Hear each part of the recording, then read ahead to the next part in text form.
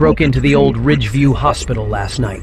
Just me, a flashlight, and a fully charged phone. But someone else was already talking. The intercom on the third floor lit up. It shouldn't even have power. And it whispered, "Room 304. I found the room.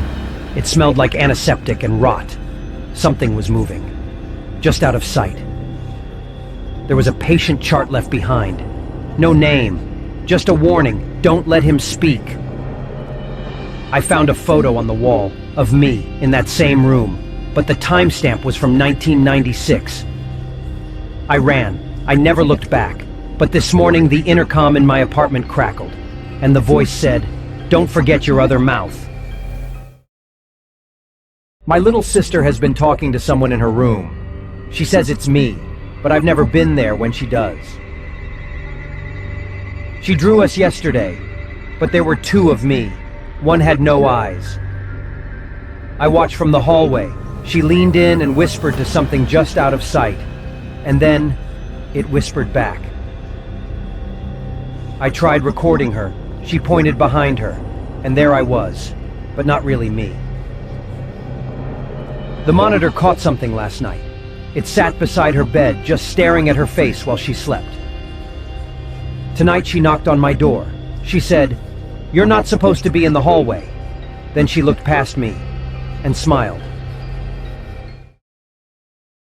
I moved into a rental last week. It's nice, cheap, quiet, but for some reason it's not on the map.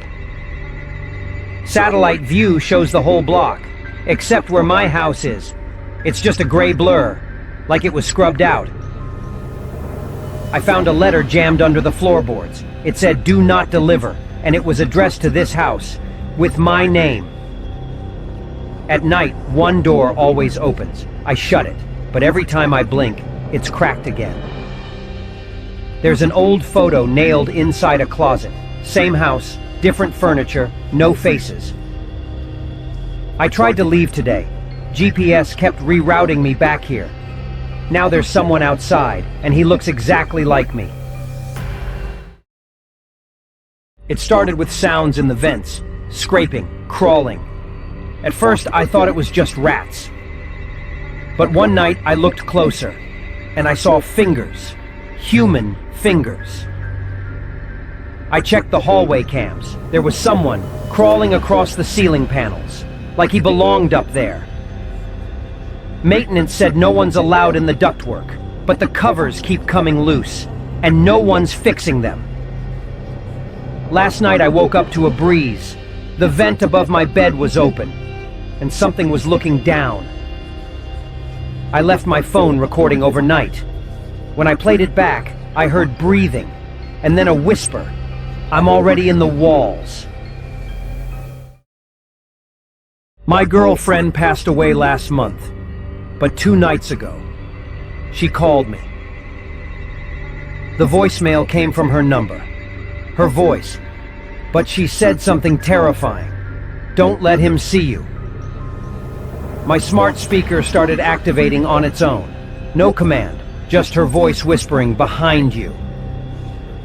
I looked in the mirror. I didn't see her in the room, but in the reflection, she was standing behind me. I checked the camera from last night. She was standing over me, but her face wasn't hers anymore. She keeps talking through the walls now, keeps saying she's protecting me. But I think whatever she's warning me about is already wearing her voice. I stay late at the city library to study. Most nights, it's just me and the security guard. But lately, I've noticed someone else in the dark section. He's always facing away, wearing the same old coat, and I've never seen him check a single book out. Last night, I peeked at the book he left behind. It wasn't in English, and some of the symbols were still wet. He finally turned toward me. The lights flickered, and I swear, his mouth kept moving, even when he stopped talking. The guard showed me last night's footage. I wasn't in the building anymore, but the man kept looking right at the camera, like he knew I'd come back. Tonight, I tried to leave, but the doors wouldn't open, and he was already waiting, holding a book that whispered my name. There was a photo on my phone this morning. It was of me, asleep, but I live alone. It was taken from the doorway. I recognize the angle. It's where I usually stand, when checking if the door's locked. There were more, each one from a different night. Same time, same distance, 3:06 a.m. I tried taking a mirror selfie, just to feel in control, but something else showed up in the reflection. Last night, I left the camera running in the dark. It caught one image, just eyes, staring, inches from the lens. I don't check the photos anymore, but every morning there's a new one, and each time they're standing a little closer.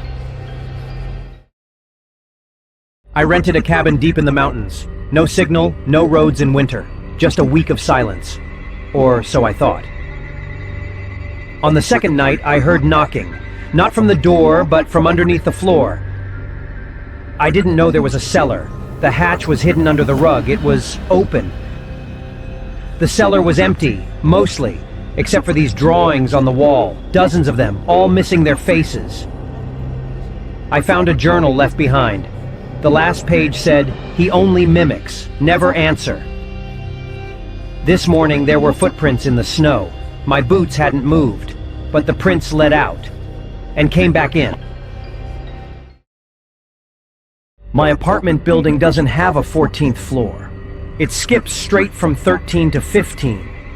But last night, the 14 button lit up on its own. Curiosity won. I pressed it. The doors opened, but not to anything I've ever seen. The hallway was wrong. Every door opened just a crack, no sounds except breathing, from more than one room.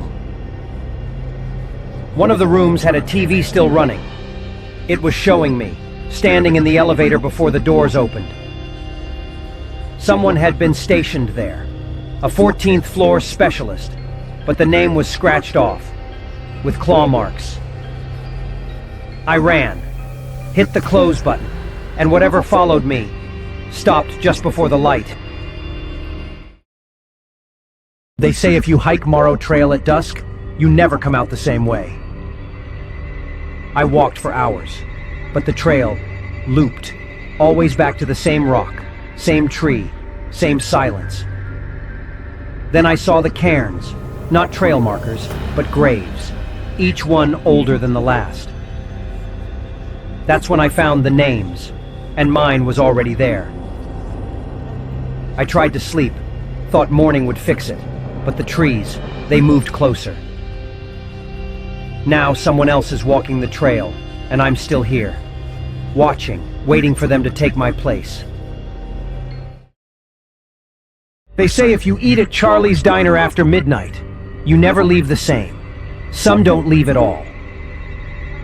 I thought it was just a local myth, so I showed up at 12:01 a.m. to prove them wrong. The waitress smiled like her face was painted on, and the meat didn't taste like anything I'd ever eaten. That's when I saw it. My reflection was smiling. I wasn't. I tried to leave, but outside it was still midnight, still the same car, still the same flickering neon. Now there's two of me in there, one who tried to leave, and one who never wanted to. You ever stop somewhere and feel like you weren't supposed to? Like even the wind is holding its breath? The guy at the counter didn't say a word, just stared, like he was waiting for me or warning me. I glanced at the security screen. Every angle looked normal, except one. My car door was open, but I never opened it, and something was waiting outside.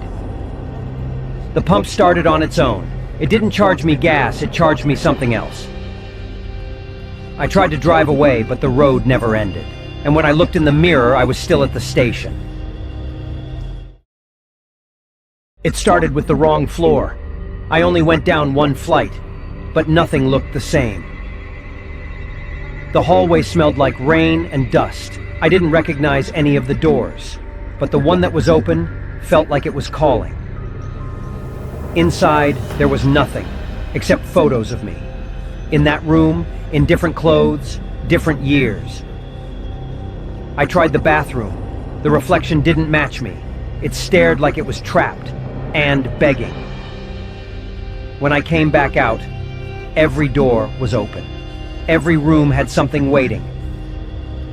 I ran for the elevator. I don't think I made it, because it's still going down, and I haven't stopped falling.